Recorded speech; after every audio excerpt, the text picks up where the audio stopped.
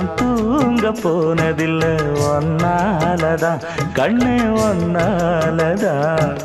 யார் பேச்சு கேட்டாலும் என் காதில் கேட்பதெல்லாம் உன் பேருதான் நெத்தான் உன் பேருதான் இத்தனை நினப்பு என் மேல இருந்தும் எட்டி போகலாமோ கட்டுப்பாடு இருந்தும் கட்டிக்கு முன்னே ஒட்டிக்கொள்ளலாமோ முத்தமிட்டா மோசம் என்ன உண்டாகும்